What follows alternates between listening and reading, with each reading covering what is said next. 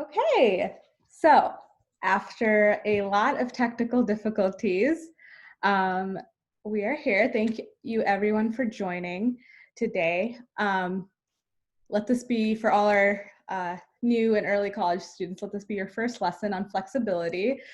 This is something that it's a nice lesson on. College is very unpredictable. You're gonna have to find new and unique ways to make sure things work. So that was your first lesson, guys. Let's get started. So today, what we are going to be talking about is preparing for college as a Christian. And I'd like to once again thank you all for joining. And I'd like to thank Brian in particular for helping me put this together and giving me a bunch of good information and resources and ideas to put this together. So I think many of the concepts that I'm going to be talking about today, even though it's directed at new and early college students, it can be broadly applied to the Christian experience and the Christian life. So even if you're not currently a college student, or maybe you've already been through that phase of life and you're in a different phase of life now, some of the things that I talk about today should still be applicable to you. So that's the first point I want to make. And the second thing I want to say is that I want to begin with sort of a disclaimer that I'm going to be making certain generalizations about what the college experience is like based on my experience working with high school students who would work through the college application transition process, my experience as an older sister, and as a youth leader and a first-time college student myself not horribly long ago. So I'm going to be taking all these experiences and kind of putting them, and that's kind of what informed some of the ideas for this presentation. But what I will say is that everyone's experiences are different. So I hope that while I will be saying, college students do this or college students do that, if that's not your experience, that's fine.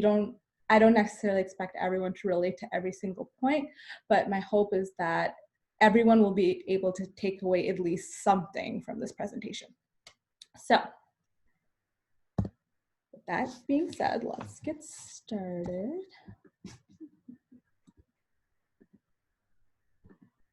All right. So what we're going to be talking about today, I kind of broke it down into a little session outline. The first thing we're going to be talking about is what is identity, kind of give like a broad definition of that. Then we're going to be talking a little bit, taking it a little bit further, talking about developing your identity as a Christian, and then kind of that other layer of developing as a college student.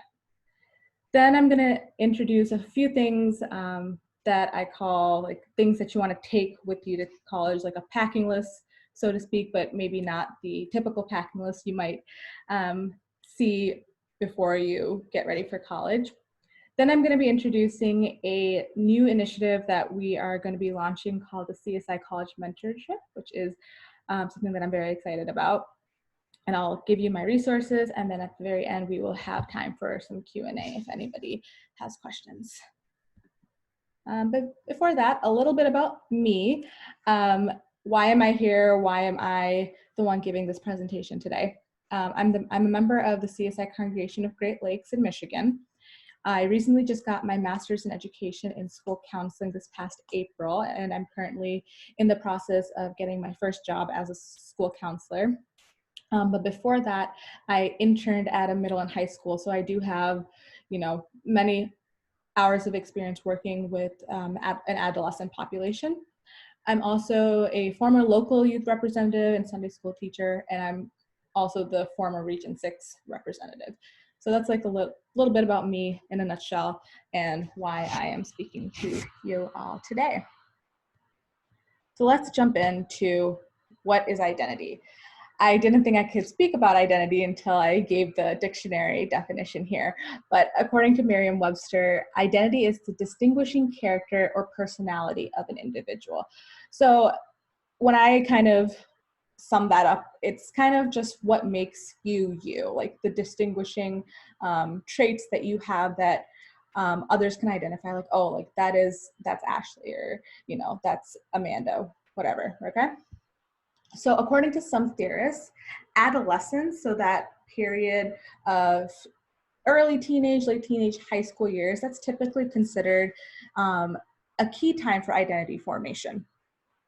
But I also think that college years is really that time that also propels that identity, that groundwork that you put during adolescence. It really propels it forward into a certain direction that can be determined by the people you surround yourself with, how you handle your newfound level of independence, the places that you may go to often, and the different habits and that you develop and prioritize. So you might have, started this in adolescence, but once you get to college, it's a whole new experience. So you're going to be experiencing it in a different light, so to speak.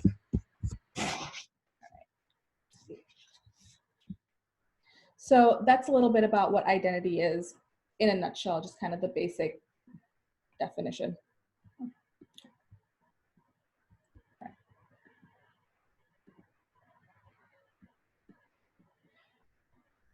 All right.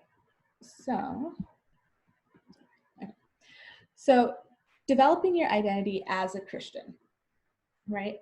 So first and foremost, what I like to when I was kind of dissecting what it means to have an identity as a Christian, the first thing I thought about was, well, you can't really know what your identity is as a Christian until you kind of figure out where you are currently. Okay, so think about this: like, you're on a long road trip. If you're going on a long road trip, you need to put in your current location in your GPS before you know how many miles it takes to get to your destination, how long it's going to take to get to your destination. You need to have that initial starting point before you know which direction you need to go. Same thing applies to developing your identity as a Christian, right? You need to kind of know where you currently are before you can really begin developing that identity. So the first point that I want to make here is that you need to be honest with yourself. While your identity as a Christian, it does interconnect with the different relationships that you have in your life. For example, within your family, your local church, the CSI community. But ultimately, it comes down to the relationship between you and God. So that's what it all boils down to. Your identity as a Christian, it all boils down to that relationship between you and God. Okay, so I've made the mistake personally of trying to compare my personal relationship with God to that of other people's relationship with God. I would say, like, wow, so and so is such a good Christian. They can pray so eloquently. They have so much knowledge on the gospel.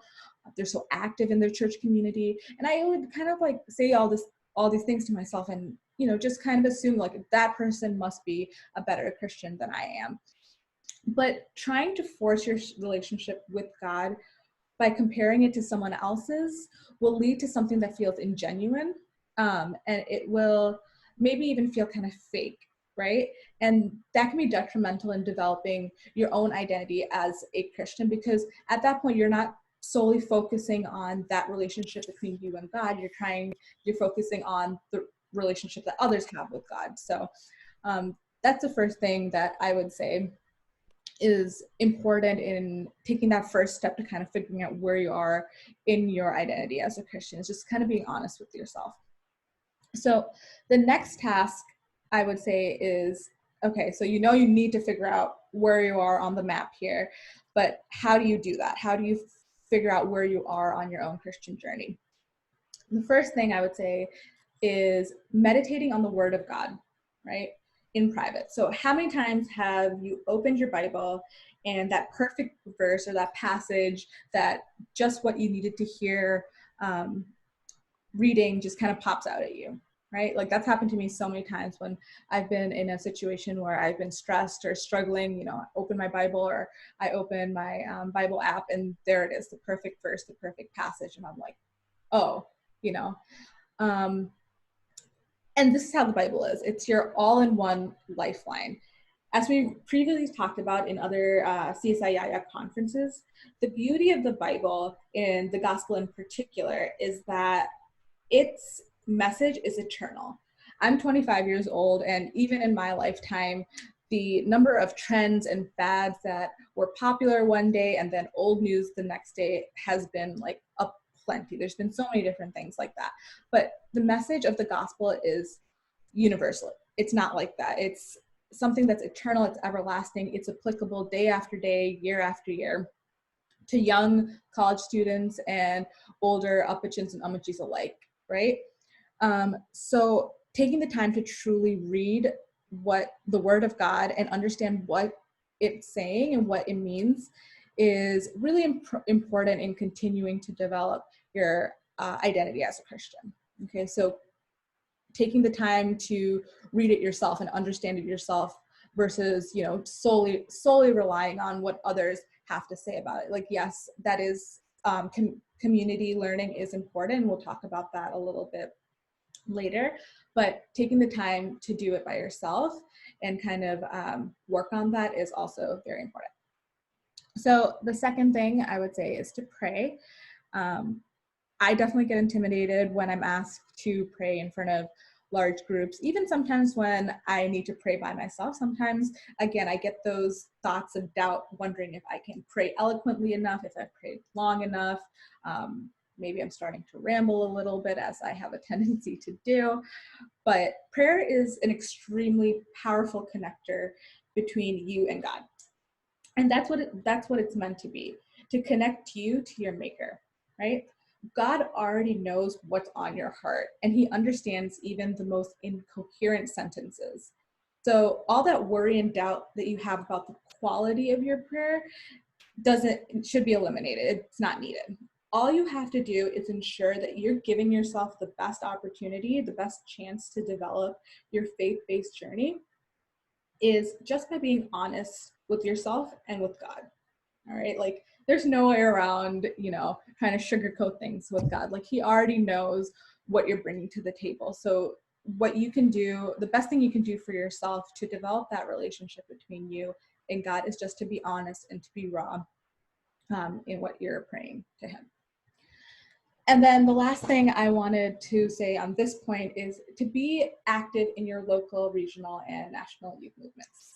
So this one's a little tricky if you're planning to move away from college, because you might be thinking, well, now is kind of an awkward time where I am going through this transition where some of you might actually be physically leaving your home bases to go somewhere else to start your post-secondary education. However, that shouldn't deter you from continuing to keep contact with your CSI community, okay? I think one really important lesson that we as a national youth movement can take from the events that were brought on by COVID-19 is that we can still continue to participate in our faith-based community, even if that in-person aspect of it is not there right now. Is it difficult? Sometimes. And there's obviously a lot of trial and error that happens with that too, as we got a perfect example of that earlier. But that's okay. What's important is that we're taking the time and we're taking the initiative. And when things don't work out according to our plan, that it doesn't deter us from aligning to what God's plan is for us and for our community. Okay. And then the final point I want to make about developing your identity as a Christian here is to show yourself some grace, but not slack off. And what I mean by that is it's okay not to have everything figured out right now. Okay, we'll never be perfect ourselves, no matter how much we work on ourselves. We're never going to be 100% perfect, but we are made in the perfect image of Christ. Okay, who is perfect. But sometimes, even with that understanding, I'm guilty of being a little too lenient with myself. I'll be completely honest. I'm the laziest person that I know. And sometimes there have been days where I've leaned into that side of me a little more than I should. And perhaps that shows a lack of commitment on my part to develop my own continue on my faith-based journey or develop my identity as a Christian, because sometimes I have a tendency to say like, oh, I'm too tired to read the Bible before I go to bed, or I prayed earlier today. Maybe I'll skip out on evening prayer. Sometimes I give into that. But when you're being real with God, when you're truly saying that, yes, I value my relationship with him and I want to continue to build it, and I'm going to make the intentional effort to do so, there really isn't much excuse to be slacking off like that. I think as young Christians especially, we have the tendency to reach out to God when we're having a bad run, or when we're worried, or we're scared. But oftentimes we forget or neglect to show our praises and to thank him when things are going really well, when we're having a good day, when an unexpected blessing comes our way. Sometimes we forget to thank him, and even less so on regular days when there's, not really much going on. We forget to just to thank God for giving us a new day, for giving us our community, for our food, our health, whatever it is. Sometimes that goes, it kind of gets put on the back burner. So when we're figuring out our identity in Christ at the moment, you must come in with the understanding that, like with any relationship, you're continuously putting in the effort for it to grow. So the difference, though, is between your relationship with Christ and your humanly relationships here on earth, is that when sometimes, we neglect to put in the effort with our relationship in humanly relationships, rather, the chance of it being a hit or miss, depending on where your relationship with that person currently stands, it can kind of, it's kind of up in the air. You don't really know if that relationship will work out. But with your relationship with God, even if you're not putting in the effort all the time as you should, you have the reassurance that even if you slack off, even if you mess up, that God isn't going to give up on you, and he's not going to abandon you, right? That's the difference between a relationship with Christ and a relationship with others. We don't have a guarantee in our human relationships that if we're not continually putting an effort into that relationship, that person will still be there at the end of the day. But with God, that's not the case. But again, to give yourself the best opportunity and to be completely intentional about, yes, I want to develop my identity, I want to build my relationship with God, you still need to be intentional about that process. So my advice would be, do not slack off. Show yourself grace, understand you're not perfect, but don't slack off, and continually put in the effort to build that relationship. All right, so now we've talked about kind of developing our identity as a Christian as a whole. So now what I want to talk about is develop how we are going to kind of interconnect that identity as a Christian with your identity as a college student. So college is a unique period in your life that you'll be subjected to many different influences that can either strengthen your faith or it could weaken your faith, depending on the decisions you make, the experiences you have, and so forth. So myself and Brian, we prepared some questions that I'm going to elaborate on the answers to, that can act as kind of a guide, so to speak, to kind of help you figure out how those two identities kind of mesh together. So if we go back to our earlier analogy of taking a journey, taking that road trip, we've already talked about how we can determine where our personal starting point is, but the next thing we need to do is figure out how we're going to stop at our checkpoints, so to speak. So when you're on, again, a long road trip, you need to occasionally check your GPS to make sure you're headed in the right direction. So such are these questions, right? Occasionally asking yourself these questions can reassure you that, yes, I am on the right path, I'm on the right road, or it can redirect you in the right direction if maybe you found yourself lost or off course. Okay. All right, so the first question is, why is preparing for college from a spiritual perspective important. Okay. In my own graduate program, something my professors really challenge us to ask ourselves every now and then is the why. So why are we in the program that we are in? Why are we choosing the profession that it will lead to? Just why. In the same light, asking yourself why while you prepare for college from a spiritual perspective is just as important. I often think from personal experience, preparing ourselves spiritually is not the first thing that comes to the forefront of our minds when we think about preparing ourselves for college, right? I think when we think about getting ready for college, the things that come to mind are like buying textbooks, supplies. If we're dorming, we want to buy bedding and storage, and all that fun stuff. We go to graduation parties, we say our farewells to friends that might be moving away to different colleges than us. So this is kind of all the things that come to mind when you think about preparing for college, or at least those are things that immediately come to my mind. And I actually even tested this theory out on my brother, who will be an entering freshman this upcoming fall. And I asked him, like, hey, what do you need for college? How are you preparing yourself? And he said he uses his laptop, his notebooks, his writing utensils, his backpack, and his water bottle, right? So my theory tested true in that case. But it's not that we don't want to spiritually prepare ourselves. It's not like we remember to do so and we're like, oh, I don't need that. That's not it. What it actually is that I think for many of us, for our entire life, we've been raised as Christian. Our families have instilled in us good Christian values. We've gone to church. So our spiritual identity might be something that we're already comfortable with and we already just consider a part of ourselves. So when we think about preparing ourselves for college, we might have that assumption that, like, I'm a Christian now and I'm going to be, I'm a good Christian now, I'm going to be a good Christian when I go to college. So we don't overtly think like that's something I need to continuously work on. That's something that's a part of myself that I need to take with me and need to intentionally take with me when I go to college or when I experience something new.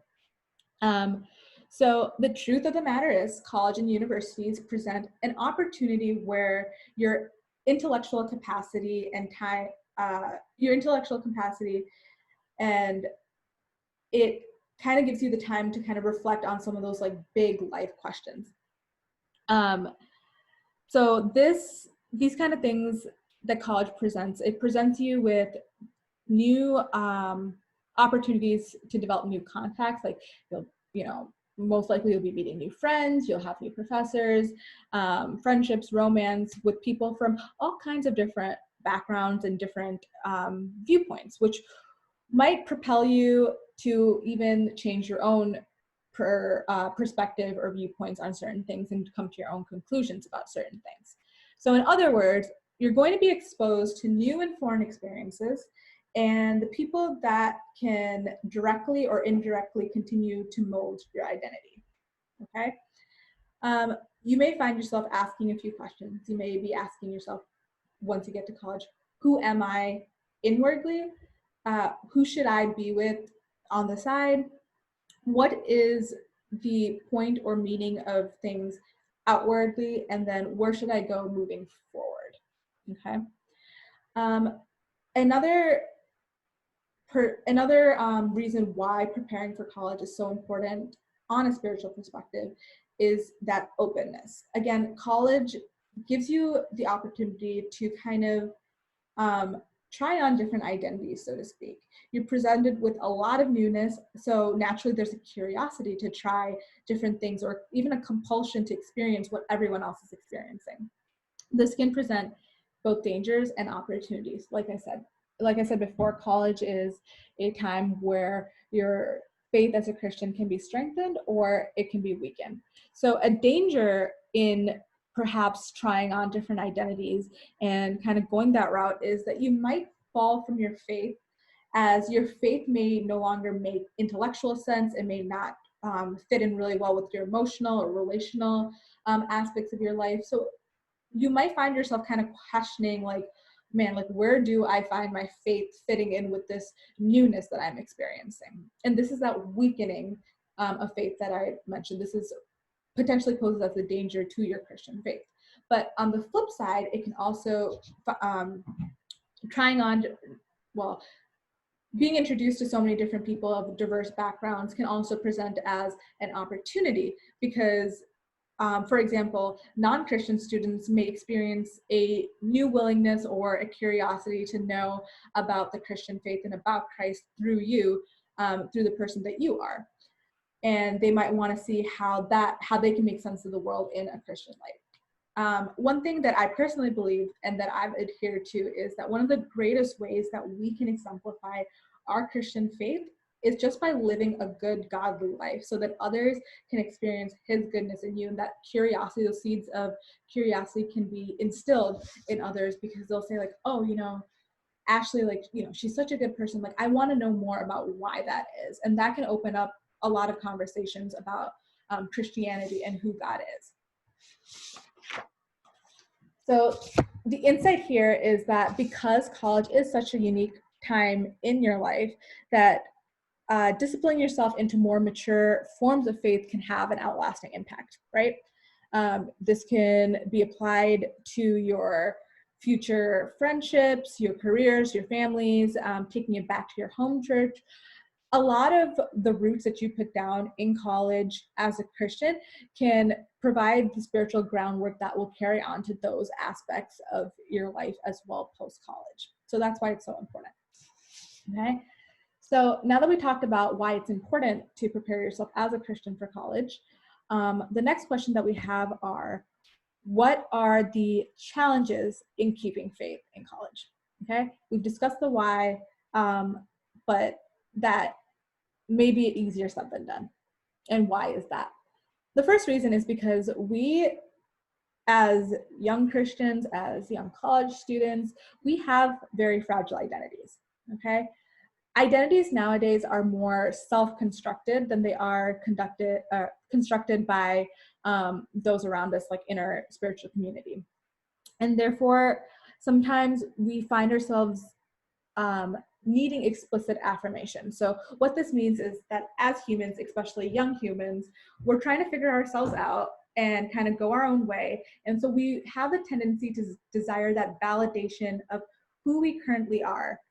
We want someone to give us that thumbs up, to just tell us like, hey, you're going the right way or you're doing the right thing. We're constantly seeking someone to validate us. And so we're so keen on creating our own identities and desire that someone will or something will affirm our sense of being. So in order to get that affirmation, that sense of belonging, college students are apt to be pulled into different communities and different lifestyles that offer that affirmation to them easily. This can be in the form of peer pressure, it could be in the form of independence, even just in general as identity formation. Like whatever gives you that explicit affirmation or that validation, we have a tendency to maybe seek that or kind of give into that because it's something that we're craving, it's something that we want.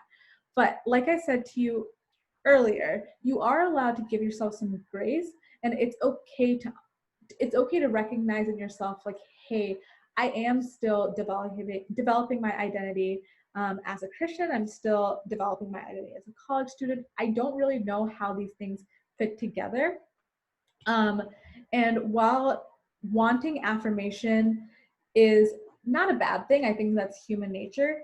At the end of the day, as those relationships with others who give you that affirmation, as those relationships deepen, you should be willing to continue to build your relationship with Christ and kind of really develop that thicker skin and be able to think more critically with yourself. Okay. Another challenge that we're posed with in college in keeping the faith is with social media. So social media definitely makes your relationships more manageable, but it also maybe is a little bit thinner than in-person relationships might be.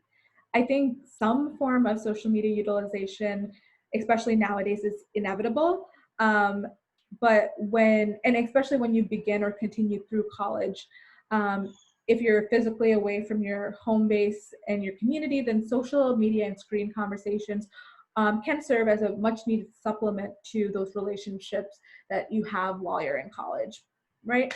But the caveat is, if you feel too comfortable with the lack of in-person contact, then face-to-face contact can seem more intimidating, or it can seem more threatening because you are so used to or so comfortable, seeing everyone, talking to everyone through a screen.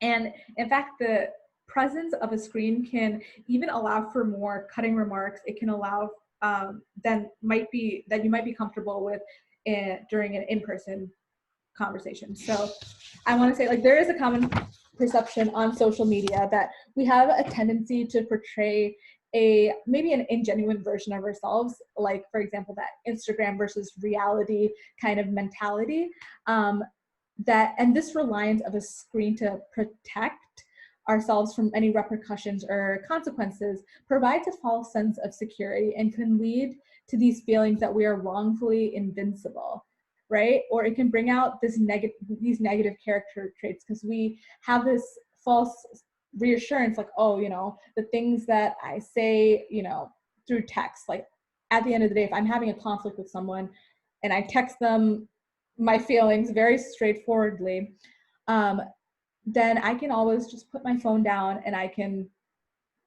go somewhere else, and that problem is out of sight, out of mind. But what this does is that it gives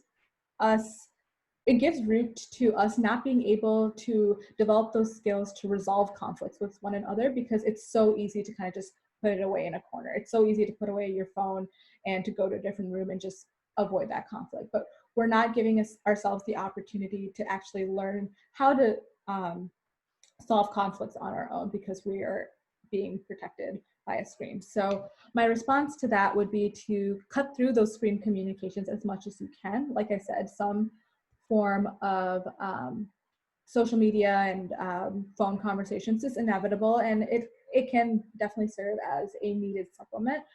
But be in the habit of continually ensuring that you are having those strong in-person relationships with other people as well, other Christians as well, so that you are learning those in-person skills that you need, which is important, not just for college, not just for your Christian identity, but also for just life in general. Those are important life skills that you need to have. Okay. A third thing that might pose as a challenge to keeping the faith in college is romantic relationships. So the reality is that college is a time where students like yourselves might be considering forming romantic attachments with other people. And as those relationships develop, they can potentially pose a barrier to your faith. So for example, a relationship with a non-Christian can cause you to maybe downplay or kind of ignore the differences in your respective faiths in order to keep that relationship going. So I mentioned earlier showing yourself some grace, but what I want to emphasize here is that don't mistake showing yourself grace for showing yourself leniency. And what I mean by that is that we're constantly, as humans, seeking out humanly desires, and there's a compulsion on our part to rationalize our behaviors.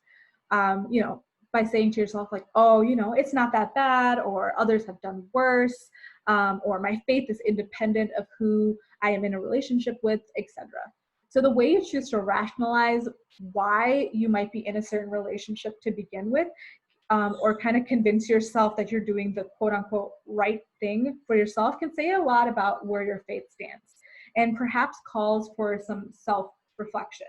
Okay, so you really have to ask yourself, like, am I with this person because they do in fact strengthen my relationship with Christ? They are walking alongside me on my journey of faith, or is it just because you just want to be with that person, so you're rationalizing with yourself, like, it's not that bad, or like you're kind of sugarcoating things, so to speak. So like I said, you have to be honest with yourself. As I mentioned in the beginning, nothing gets past God, and when you are on this journey to develop your identity as a Christian, you need to have open, raw, honest conversations with yourself and with God. So a third potential challenge that poses to keeping the faith in college is new and persuasive ideas that you might be introduced to while you're in college that you may not be able to immediately understand how you can integrate that into your own Christian faith. So you will, in college, you might learn about evolution or psychology or history or other religions like that. And then you might kind of have some difficulty figuring out, like, how do these new ideas, these new insights, these new things that I'm learning in college, how do these kind of mesh with what I already know? How do these integrate with my own Christian faith? And ultimately, some people might decide, like, it's impossible to integrate these new ideas, these new things that I'm learning with my Christian faith, and they might even discard your faith as something that's incoherent, something that's unreliable, without really understanding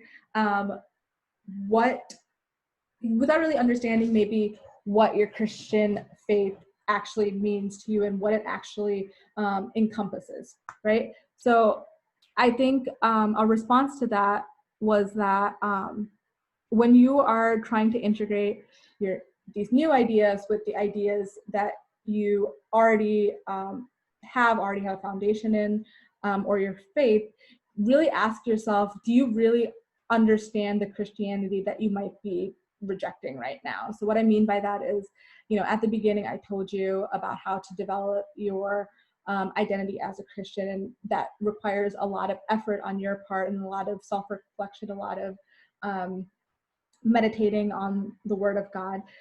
And sometimes I think we have the tendency to see Christianity as something that's kind of in a box, and we don't realize how applicable it is to so many different aspects of life. So before you reject the idea of Christianity, really ask yourself, do you actually understand the fullness of what being a Christian is and what the Christian faith is before you choose to reject it like that?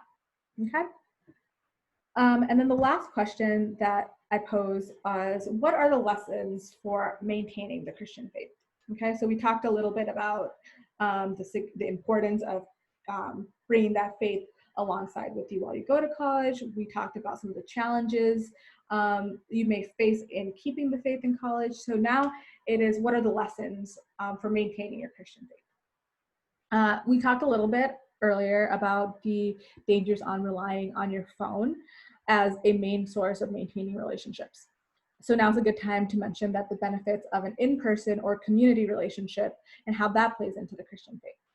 So personal dialogue, so having those conversations, it's very key to forming those long-term friendships and ongoing discipleship as a Christian. So the question to ask here is that, what role does community play in the college student's life to understand yourself and where you kind of fit into the Christian community? So something that I encourage all of you to do as incoming college students is to find a Christian group on your campus almost immediately if you can. If there's a South Asian InterVarsity chapter, look into that, because InterVarsity, I don't have personal experience, but from what I have heard, it's a good balance of evangelism, discipleship, justice, and ethnic sensitivity. So that might be a good place to start. And I'll also share a personal story here. My first 3 years of undergrad, I didn't actively seek a faith-based community. I was pretty stubborn in the fact that I didn't think that me, who's been a Christian my entire life, that I needed a community in college to validate my faith. In addition to that, none of my friends who were a mix of Christian and non-Christian, none of them were going to church on campus. They weren't joining an on-campus ministry. So the idea of figuring all of that out by myself was kind of intimidating. And I thought, like, my faith is strong enough, and, I can foster my own Christian faith on my own, and any community contact that I might need, I can gain that from going home every month or every other month and, partaking in my church, my home church service at my church. And I thought that would be enough for me. But I'm here to tell you I was wrong. And because college is such a critical period of growth, I was leaning on my own understanding, which we are explicitly told not to do, to make sense of all of this by myself. Okay. And in hindsight, I think that if I did join a campus ministry early on, I would have definitely been less overwhelmed with the pressures of being a college student, because I had a local faith-based community to kind of lean on, to partake in fellowships with, to pray with, to pray for me, with me, and just to support my journey as a Christian and a college student.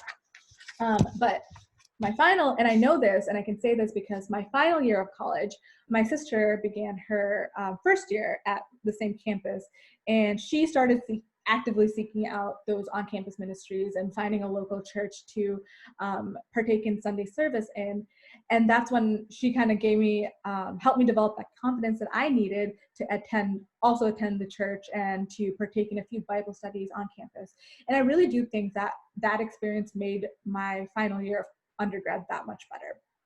So I really do encourage all of you to find that Christian campus group sooner rather than later, because it will really help you realize, kind of, again, develop that identity as a Christian and as a college student. And it will kind of even help you figure out how those two roles kind of mesh together. Okay. Let's see. So now we've kind of talked about the lessons in maintaining the Christian faith. So again, these questions are something that I would encourage all of you to kind of ask yourself every so often, before you start college, during college, just to act as checkpoints and just to kind of see, where you're at. Okay.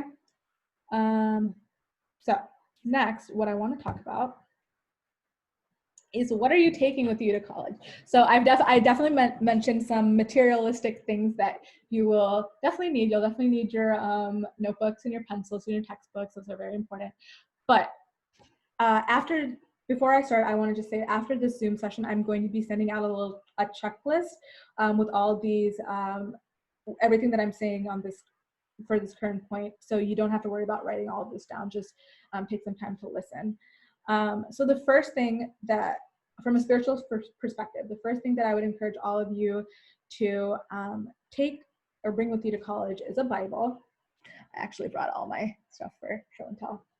Bible. This one probably seems kind of obvious, but I would encourage that if you don't already have a Bible that you really connect with or utilize, that you get one.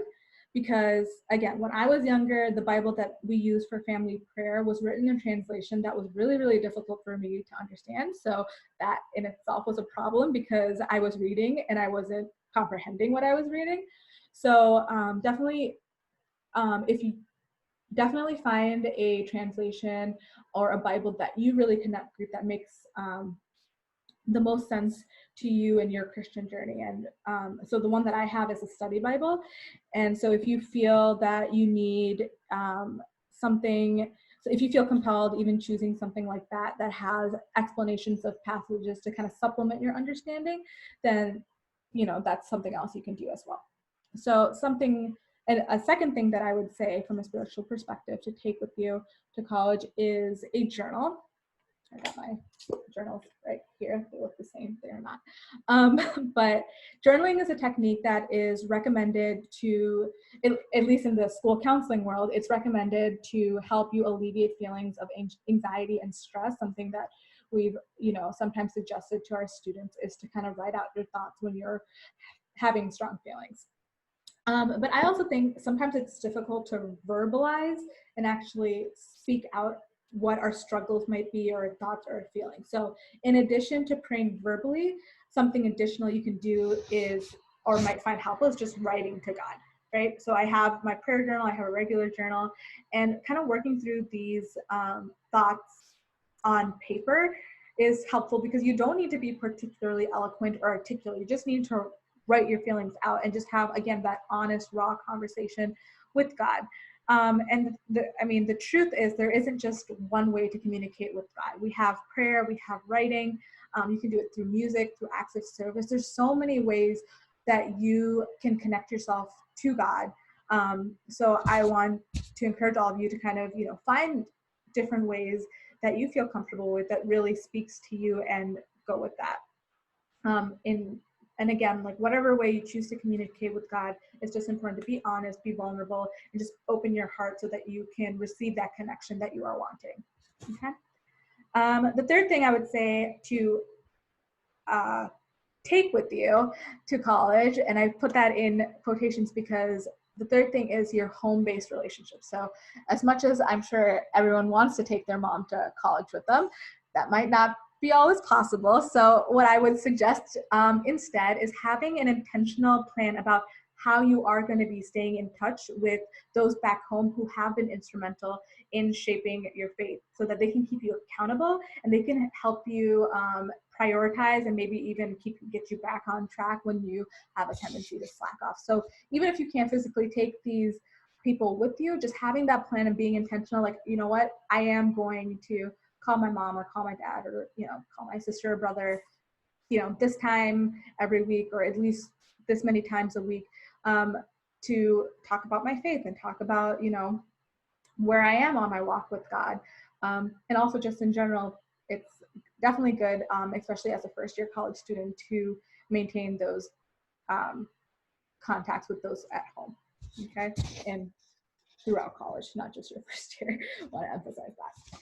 And then the last thing that I would suggest taking with you on a spiritual perspective to college, and this is not something that's required. This might be something that I just found personally valuable, but my theory always is that if you find something valuable, then share it with others. So I'm a visual person, so I have this coffee mug that has my favorite Bible verse on it that I've been using through most of undergrad, through grad school, and I've used it, for at least the last half decade, and I have used this in my good times and my bad times, and it itself has seen good times and bad times. Like the handle broke, I had to glue it back together.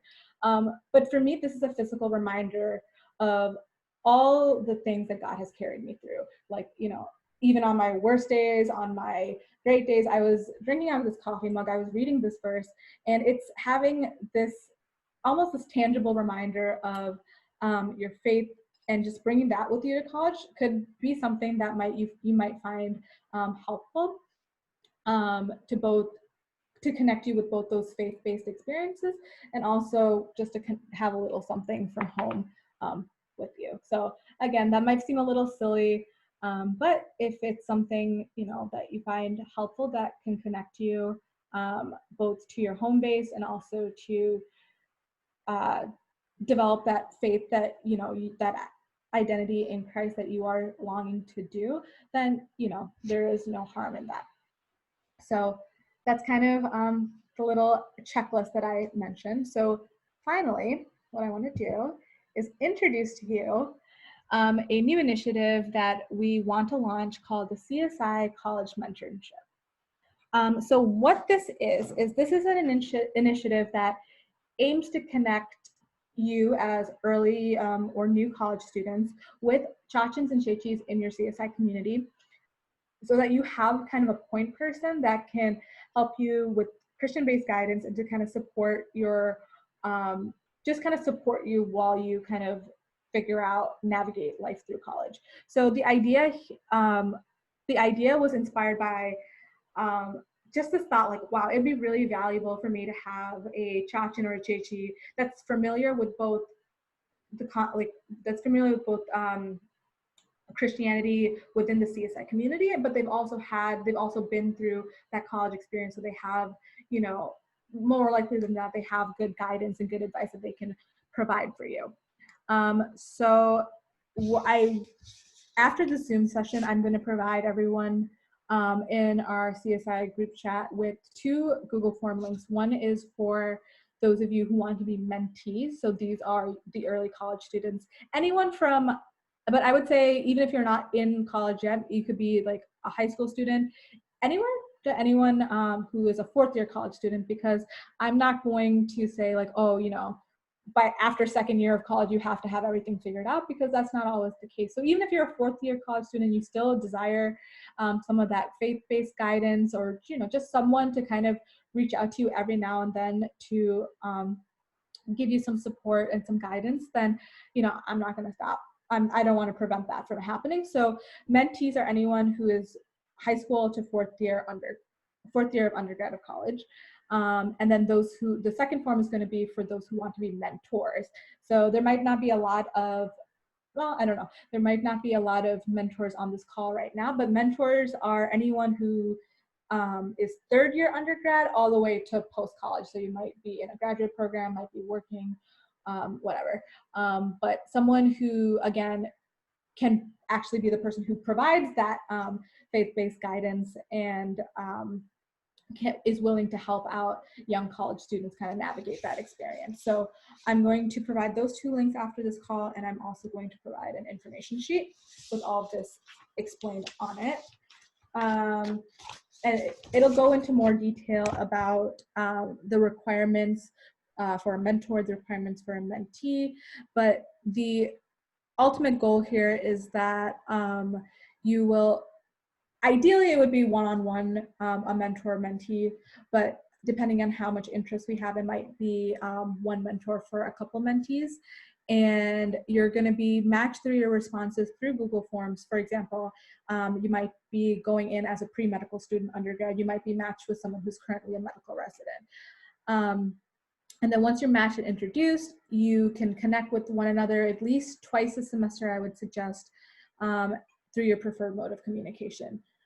So that's something else that I just wanted to provide as a resource to all of you, because like I said, it is sometimes intimidating to be the person who reaches out and asks for help. And sometimes maybe you might not know who to ask, you might not know where to go, you might be like me and just be too shy to reach out to others. So we wanted to open up this initiative for anyone, who just might want some additional Christian-based guidance and just someone to check in with or check in with you while you are in college. So it's really easy. All you have to do is just fill out the Google form, and then you'll be matched with a mentor, and hopefully it'll be something that's of value to both you and your mentor. So, and then finally, these are the resources that was used to kind of inform today's presentation. These are the resources that Brian actually provided me. The first is a book. I have not personally read it, but I have heard that it is very valuable, Making Sense of God by Tim Keller. And then the other articles were used to inform the current presentation. So if you want to, learn a little bit more about some of the things that were spoken about today, these are definitely where you should look. And yeah, so finally, we have our Q&A. So if anybody has any questions for me or Brian or anyone, you can ask those now. Yeah, does anyone have any comments or questions, please feel free to ask now, or if you don't want to unmute yourself, you can also chat them to us and I can read them out. But first, I just want to say, Ashley, great presentation. I felt like that was really comprehensive. I think one thing that maybe you could say a little bit more on is like your personal experience of college as a unique time for your identity formation. Yeah. I know we talked about this a lot, and you already like alluded to this, but a lot of the reason why I think the reason why I think this conversation is so important is because my personal time in college was a very confusing time. And being one of the, in all our churches, there are sometimes like significant age gaps. And I've talked about this with so many people. And so sometimes for me, when I went to college, there wasn't really anyone specifically from our CSI community that I could reach out to when I had questions, when there were challenges in my faith, or just things I was getting into that were not good for me, and that I had questions about, but that I didn't want to talk about with my parents. And yeah, so So because of that, I really feel like even if it was just, as you were saying, like one conversation a semester or two conversations a semester with someone who was a little bit older that I could relate with, that might have helped. That might have helped me avoid some of the mistakes I made. I mean, mistakes happen in college no matter what, but I think that's part of the reason why it was important. This conversation was important for me that we have it. What about for you? Like, do you feel like you can relate to that? I know you had said you were like the oldest girl in your church. Mm-hmm.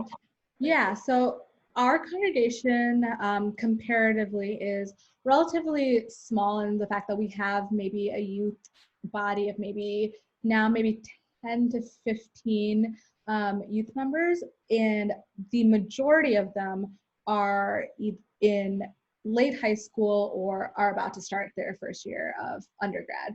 And then there are a few youth members who are older than me, but there is a couple years age difference between us. So by the time that they had already gone to college and pursued those post-secondary endeavors, I didn't have I guess I didn't have the opportunity or didn't overtly think about creating relationships with older chachens and chichis in my church beforehand. So I found myself in this position where, like, oh, I'm at one point, I think I was the oldest person, the oldest Chechi, who was still actively coming to service every Sunday, just because everyone, others were attending. They were in college. They were physically too far away to come every week to attend service.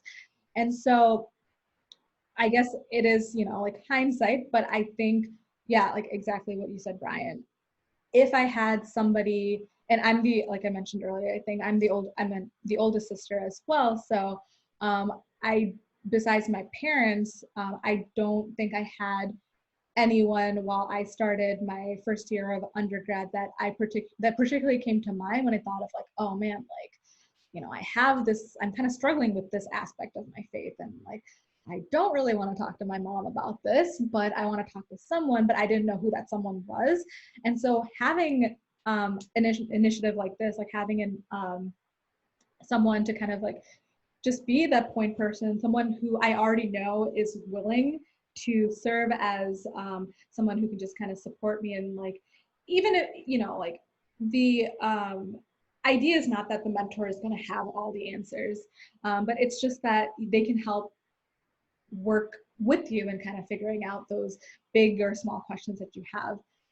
So I think for me, my own experience as a Christian in college, really, I think the word that comes to mind is dormant, because there was nothing that was feeding into my faith. I can't explicitly say that there was anything weakening my faith, but there wasn't anything feeding into it. So it was just kind of a part of me, but it was on the back burner. And I think just that lack of work, like that lack of effort on my part, that lack of having someone to, even like introduce me to different opportunities on campus where I could have developed my faith, was definitely something that now, as now that I'm done with college, that I found that to be something that could have been very valuable if there was someone like that. And like I said, my sister actually ended up being that person, even though she's 3 years younger than me. She's the one who finally like gave me the confidence to go seek out these experiences my very last year of undergrad. So it just goes to show that it is valuable to have someone to keep you accountable, someone to kind of check in with you on that faith-based aspect. Yeah. I think there are some people on the call who might be like interested or thinking about serving as a mentor specifically. But one thing that might potentially be like holding them back is maybe they don't feel that knowledgeable, or they might feel like they might get questions from mentees that they don't really know how to answer. Mm-hmm. I think our response to that is like, it's not like we're just throwing you out among the wolves and you don't have any resources, right? Like they can always contact me or you if they have questions. And if someone is going through something like very dark or troubling, we can get pulled in, and then even Utchins can be pulled in if necessary, right? Absolutely. Mm-hmm. Yeah. So like I said, you know, this idea kind of stems from from this thought that like just to have like an older Chachin or Chechin, I think a lot of people on this call already act as older Chachins and Chechis to, you know, younger youth in their church.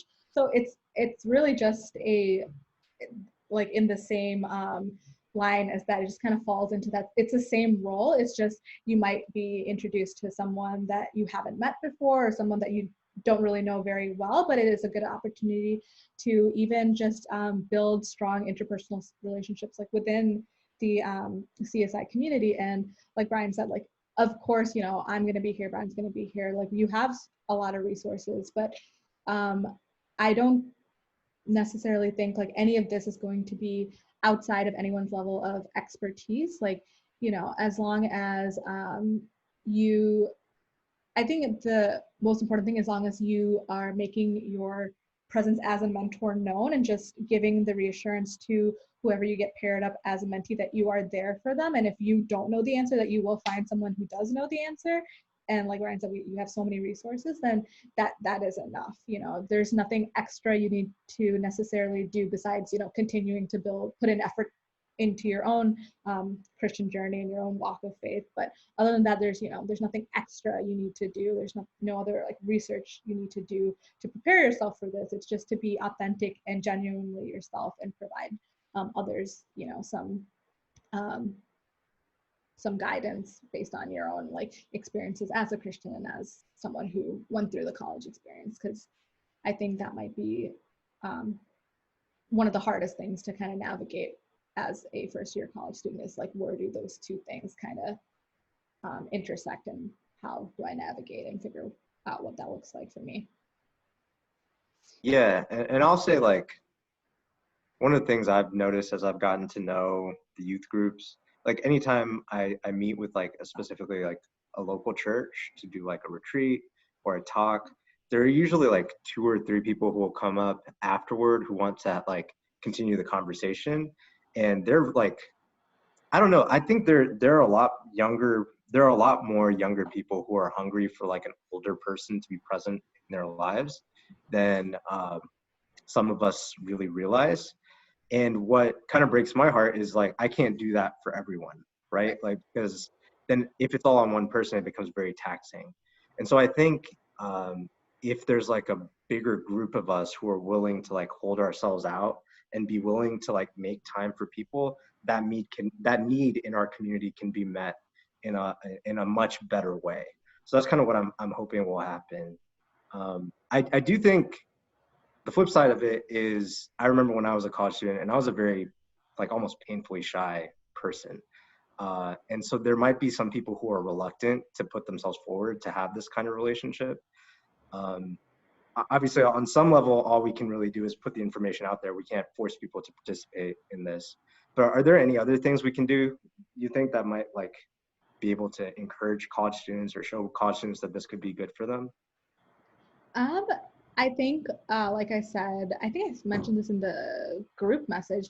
This is a fairly low commitment initiative. You know, it's not, like I said, maybe like twice a semester, just having those conversations. So if time, or like, will I have time? If that's the barrier that's kind of like on your mind, then I would just say that, you know, depending on who your mentor, what that mentee mentor relationship is like it's going to be fairly like self, I guess it's something that the both of you can kind of figure out, like, you know, how many times you want to meet, how, you know, how long you want to talk. So if that's the issue that's on your mind, then I wouldn't worry too much about that, because I think it's fairly like self-scheduled. Like, we're, you know, I'm not going to say like, oh, you know, like you have to meet on this day for this long or meet this many hours. Like, it's nothing like that.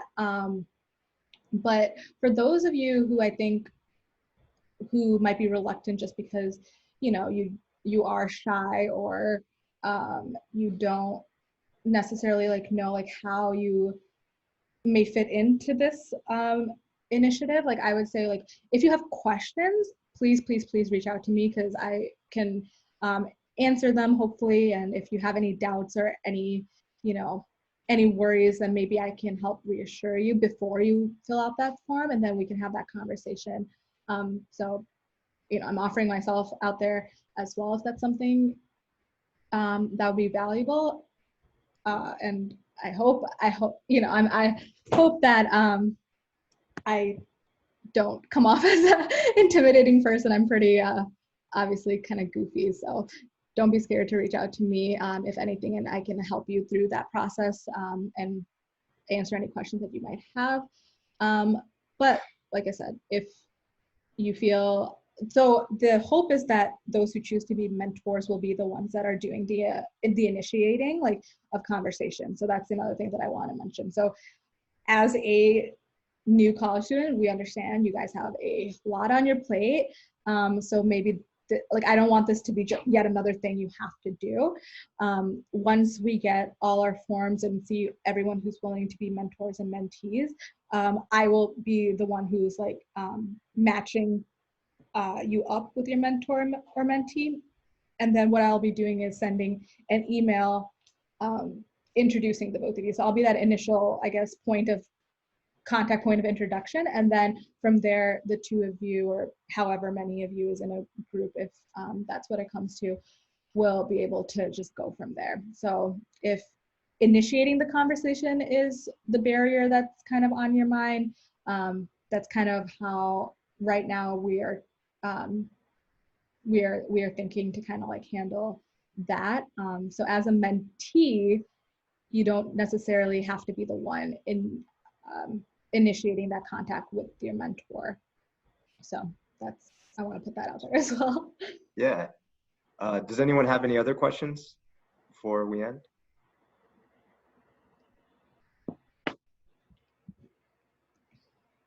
And again, if anybody has questions that they want to ask privately, I will put my email on the GroupMe, so you can always email me. You can direct message me on GroupMe if you prefer. Whatever you need, if you have any follow-up questions, any questions you don't want to ask in front of others, that's totally fine. Feel free to reach out. I'm pretty much always available right now. So. Okay, well, it kind of seems like we don't have any more questions. As Ashley mentioned, you can reach out to her, you can reach out to me. Why don't we close with prayer? I'll pray for us, and then we'll end the meeting. Heavenly Father, we thank you for giving us this chance to meet over Zoom and discuss this new initiative and the need for it, God, for CSI mentorship for college students, and for ways college students can prepare for college spiritually, God. Lord, we thank you for helping us overcome the technical difficulties at the beginning of this meeting. Thank you for being gracious to us. And Lord, we just put this initiative into your hands. We ask that you bless it. We ask that you bring the right people into it. In Jesus' name I pray. Amen.